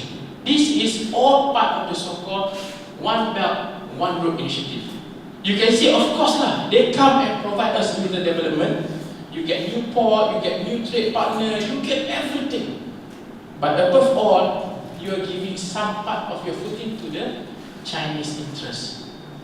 Right? These are the problems. That's why people say, well, if you accept the China loan and build all the what we call the high-speed railway, we are giving our sovereignty to them.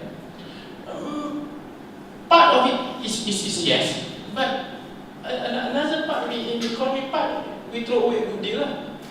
For example, because this development doesn't come cheap if it's not being financed by other people. Like I said, if you want to look forward, let's say, try to take IMF or the World Bank, you have to no subsidy, liberalize that, sell this asset, all those kind of things. In Africa, Africa is definitely not a democratic country. There's a lot of warlord there, corrupt leadership. No bank will go there except Chinese bank. Alright? So where do the BRI or fit in the bigger picture of international relations? Right? I summarize into 3 main points. I think this is a major point which stipulates in maintaining and expanding China national interests.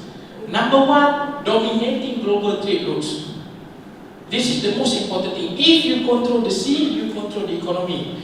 If you choke the sea, our economy will fall, because all trades, most of, I think, 90% of trade use sea lane.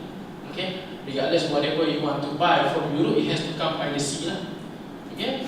Dominating South China Sea without contest, global trade through South China Sea, 3.37 trillion. You can imagine this number will gone if a war broke out in South China Sea. Right? Access to the Indian Ocean, which is very important in order to protect China overseas interests, especially Africa. Access to Eurasia landmass. This is another route where China look forward in order to go from China to Europe. Not just in Africa, China exert their sphere of influence, but also in the Eastern Europe, because Eastern Europe is the Eropa Timor, is the least developed area. If you encounter Europe, you go to Switzerland, Germany is a very, very developed country. You go to Montenegro, Serbia is a very, very far from Western Europe. So this place, China go develop the highway, exert the sphere of influence. Okay, Turkey also, right? And last, they are looking forward to secure an economic interest. Not just to secure an economic interest, they can put a ransom for other people's economic interest if they challenge China. They can do like one of the famous economic sanctions is naval blockade. If the Navy block any trades or even fuel to come to the other country, the country can collapse. Okay? This is the strategic interest. Now, number two, the power projection. Military and the Chinese Navy. Long time ago, Chinese Navy only confined to the so-called brown water Navy or the littoral Navy. Meaning you can operate in the river and you can operate maybe a few nautical miles from your shore, but you cannot go out to the open blue sea. You won't have that supporting logistics. Okay? Previous 2 decades, China keep on changing this thing. They emphasize on building a more stronger Navy, a more so-called blue ocean Navy. Why? Because their game is naval domination. This is what happened previous 10 years and 15 years. Completely changed between a defensive policy of the Chinese military towards a more dominating naval projection. Why? Now they already have the base in Djibouti. They have the string of pearl, access to the water port. Although it's a civilian port, in case of any emergency, of course, the China can take over and use it as their forward base. Alright? Naval projection, you control the Indian Ocean, as you will deny India as a superpower. You also will deny Western power because America has bases in the Indian Ocean. You remember Diego Garcia, a small island, it's a British island, leased to American military, something like that. From Diego Garcia, they try to project their military power in Indian Ocean, it's American. Okay, last but not least, protection of China foreign interests, especially in Africa. Okay. Number 3, China will be hoping this sphere of influence will create the so-called bandwagoning. Now this is very important. The idea in international politics, bandwagoning is if we are a weak state, we might as well be friends with a very powerful state. If anything happens to us, we can call our big brother to come. That is bandwagoning. Alright? By projecting their power, projecting the sphere of influence, many countries will be bandwagoning with the Chinese. Okay? Of course, they provide economic assistance vis-a-vis political support. China will win not just a strategic basis, they will also win a sphere of influence. If they want to vote something in the United Nations, they will have a stronger sphere of influence to back up their vote. Okay? These are what they do. These 3 things is actually the main reason why the Belt and Road Initiative has been implemented. Of course, it might create a certain geopolitical uplift to the third world country. If you go to Africa, they are very, very grateful. The Chinese are there, they are building railways. Not just a railway, I think better than KTM.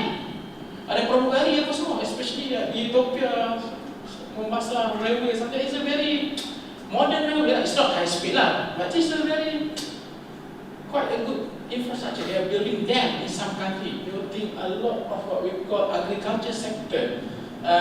They are sending their medical team to help with their medical condition. There's a program called the Bright Journey. Most of the eye doctors in China, they went to Africa to perform cataract surgery. There's a lot of cataract cases in Africa. So these are the things that will win the local hearts of the people in Africa. They see the China as a new partner. Because the Western countries already forget about Africa.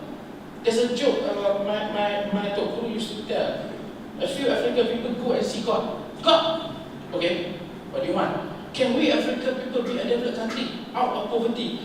Yes, but not in my time. Not in my time, God said. Okay? That's why Africa has been confined to the so-called underdeveloped country for so many years until this happened. Because the least, what we call People say that Americans only go to certain places if they have interest, especially oil or the kind of thing that. China, they don't look at that. They look at the political sphere. That's why they are already in Africa. This is not happening now. It's happening 2 decades ago. Now it's very, very strong. Okay? Now that will conclude my small talk about the Belt and Road Initiative. What we should all know. What is the larger picture? How Malaysia fit in the picture? Of course, Malaysia is in the middle of the maritime Selat Melaka. Everybody want to go to Selat Melaka. We are there. Like it or not, in the international politics chessboard, we are one of the pieces. The question is either we are kings or we are pawns. If we are pawns, layan je lah. Alright? So thank you so much. If you have any question, thank you.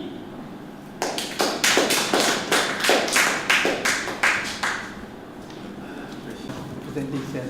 Just a small request. How could we, as Malaysians, look into this changing of China? How we should fit in? What we should do in order that we are in a good hands? I mean, that's a very good question. Okay. Most country, number one, if you are a very powerful country, you must dictate your own sphere of influence. Meaning, okay, you can be friends with anybody, but you will not let them dictate the term. Right? Those are what been done by America, Russia, very powerful country. Malaysia is not a very powerful country.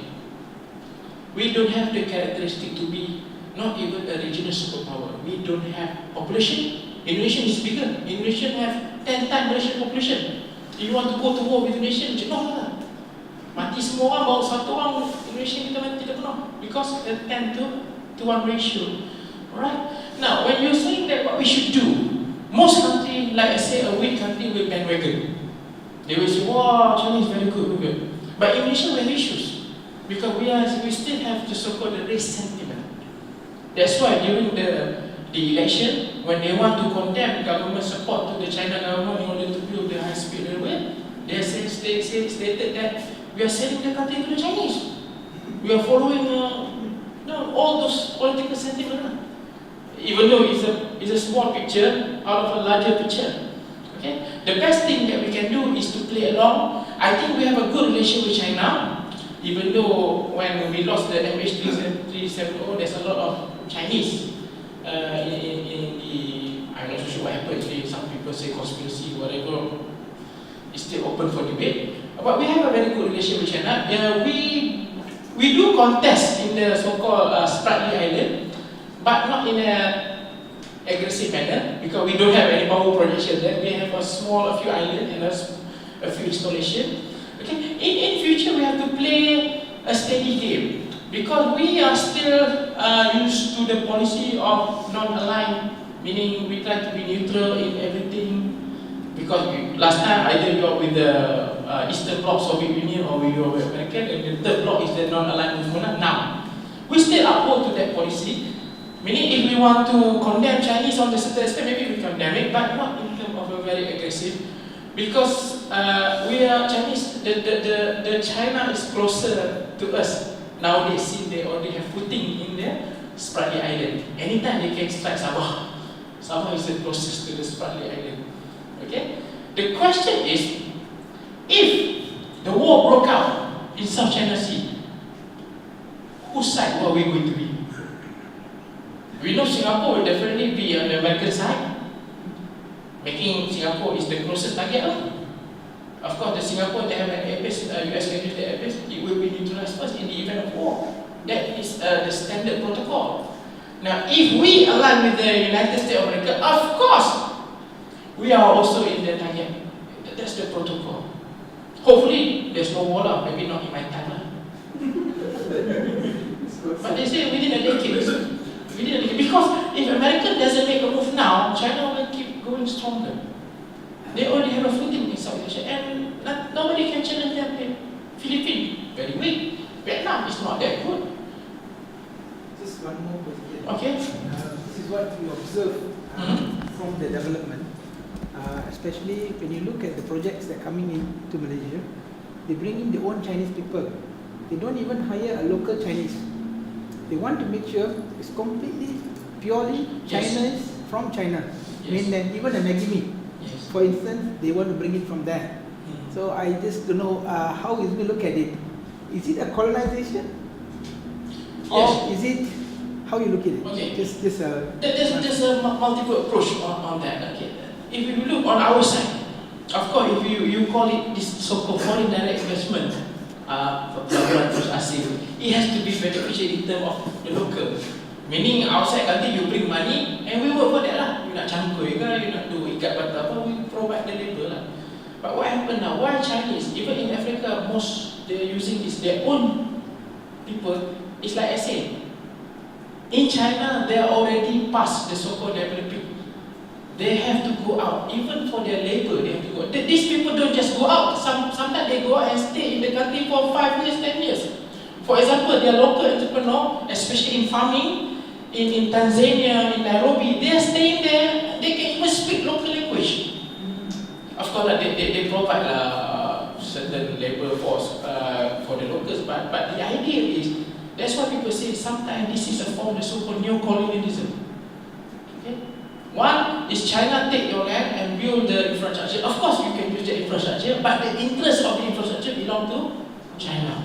Whatever happens, let's say we happen to have the civil unrest, pemutakan God forbid lah, like the 13 Mei ke apa. Of course, the China will deploy their force in order to protect their interest. Foreign military in our land, that is clear colonialism. But this is a very grey area lah. Like I said, if you stay in Africa, you want to go, no colonialism and nobody will come and help you at all. Sometimes maybe colonialism better for Africa, maybe for this kind of thing lah. No, European people will not go there and build all this infrastructure, only Chinese, because they have a lot of money. Because Chinese during the Cold War, they don't spend as much as the Russian did, they don't spend as much as the American did in order to balance of power, whatever. They're being put aside. Americans don't look at the Chinese because they are not up to the par with that. But now, suddenly, it's the second largest economy, fastest growing. Previous decade, they always reach the so-called the two-digit growth, 11%, 12%, 11.1%. Now Malaysia 5%, 4%. We are very slow. Okay. It's very hard, like I said, if in the international relation, if you look at it as a chess, there's a lot of actors in the chess. We are one of the actors. Either we are pawns or we are king. Kalau kita knights is okay lah, better than pawns.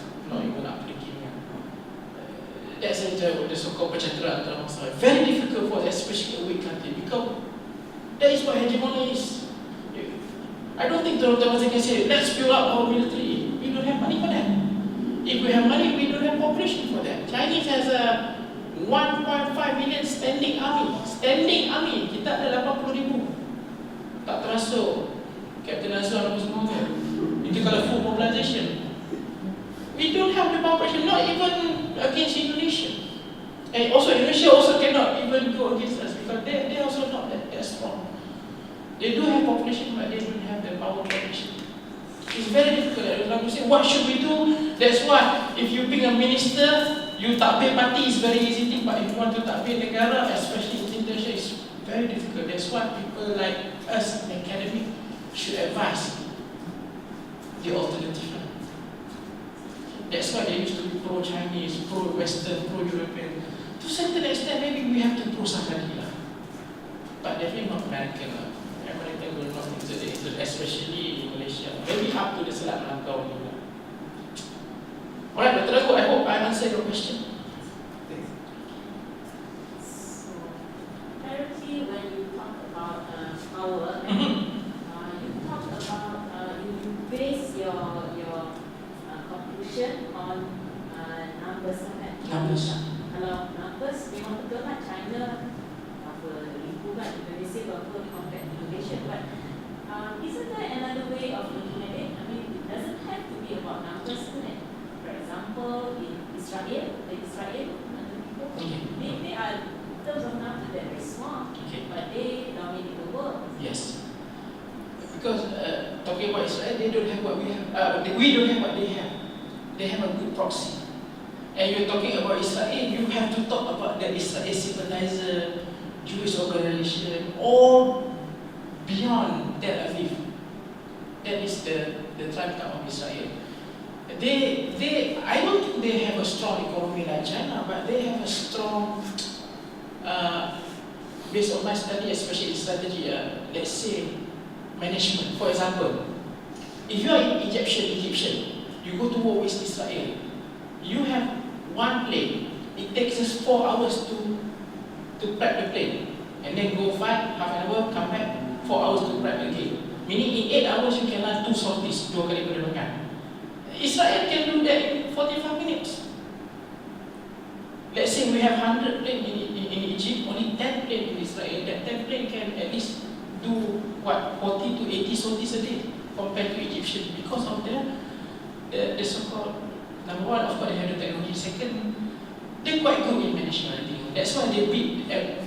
Israel is the only country surrounded by the Arab and cannot be defeated. Because America is not there. America doesn't send troops. They only send help, materials, all the weapons. They fight on their own, but they have a very good. They can fight on the other side. After that, the next one they can fight on there. That's why they stopped Syria and Egypt. You know, in 1973, one of the famous war they call the Ramadan War or the October War or the Yom Kippur War. Israel being attacked by both sides. Syria through Golan and Sinai with Egypt. Lost juga. Of course, there's a lot of military blunders because Arab, there's a Jewish say that if you tell something to the Arab, they won't listen. If you give them something to read, they won't read. There's a pemahaman, katakanlah. Because Arab based on numbers, they say we have more tanks, more people, we have Arab all over the place, we can win. They cannot win. They've been fighting the regime in 1948, in 1967. In 73, lost. That is maybe the quality of the state also. Of course, the proxy is there. Without American assistance, they will be finished. In 1970, there's a lot of assistance from America. And of course, Arab also receive assistance from Russia. But of course, poor management. Right? We can try to be like Singapore. Singapore using the Israel model, some people say. They are a small country. Not that good, but they have friends everywhere. They have a very strong sense of security. But you say they might be neutralized at the first stage. Yes, that's what anybody would do in order to set the stage for the future conflict. Number one, you have to take out the Air Force, either kapal pesawat or the land airport. Not just on the airport. I think Langkawi Airport will also be taken out. Anything that can be used as a runway has to be taken out. That's why Singapore they use a few highway as a converted runway in case of conflict, and the tunnel as a bunker to store the plane. They already talk about that. Kita tak tahu lah. Terowong menora apa kan. That's it lah. Because there's a saying in Marcus Tullius Cicero, Rome statement. They say, what can be done to a force? Without a force, if you're powerless lah. Tak boleh buat apa. You hadap saja. That's it's very difficult lah because we are saying against Chinese, against American, Malaysian. Lawan bola pun tak bukan. Right? Enggak lawan bimbang lah. Mana diri kita orang tak tahu.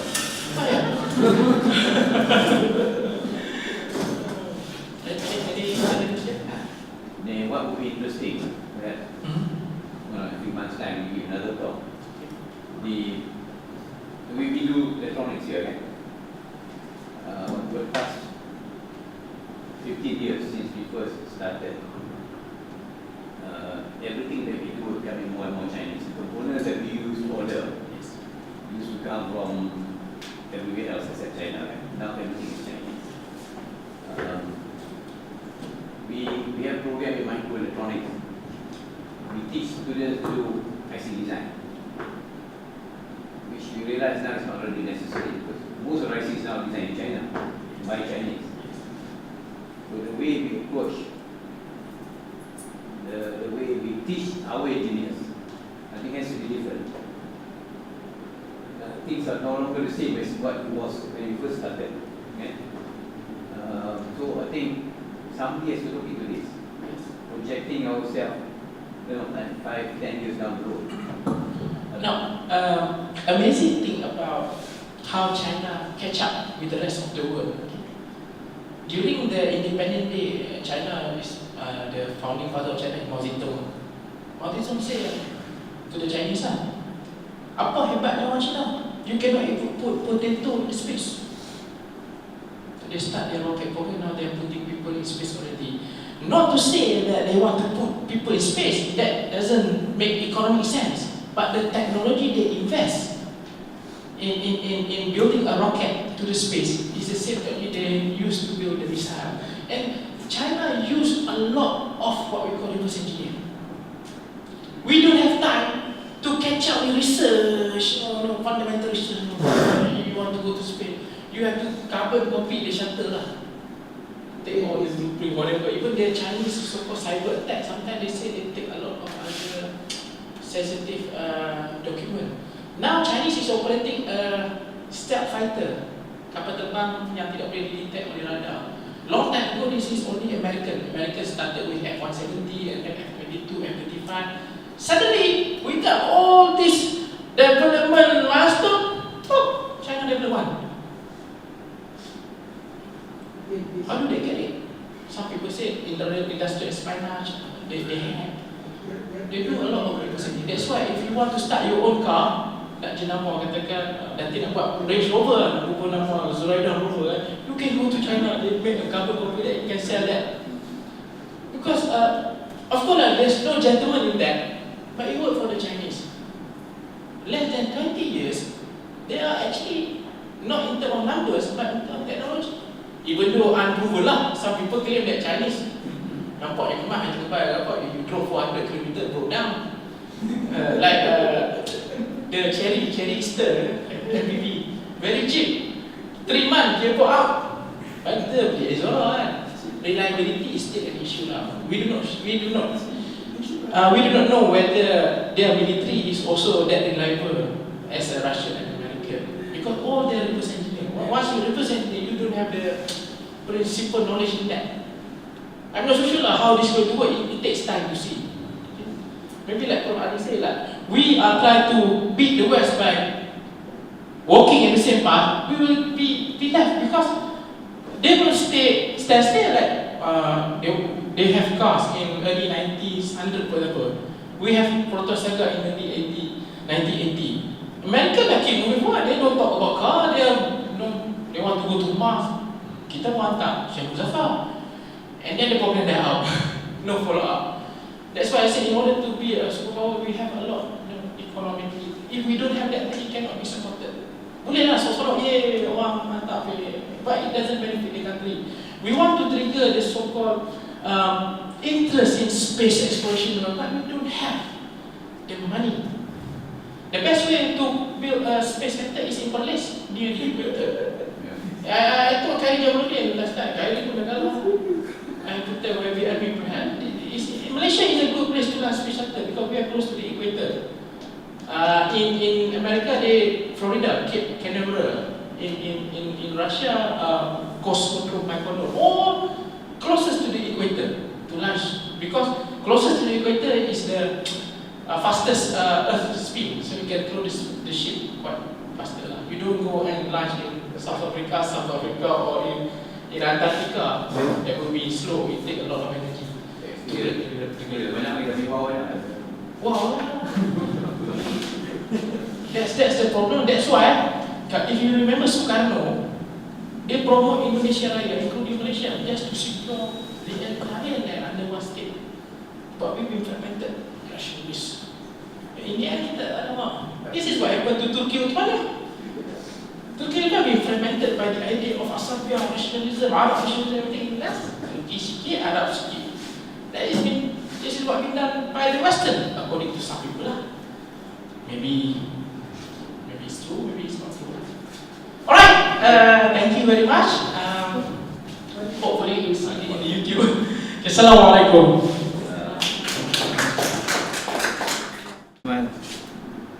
Okay. Terima kasih. Thank you for doing this for the second time. There will be more to come. Yeah, we're looking forward to for the third time. Okay. Thank you. Yeah, we're going to Tiga orang. Oh, 3 orang pula. 2, 3, 4,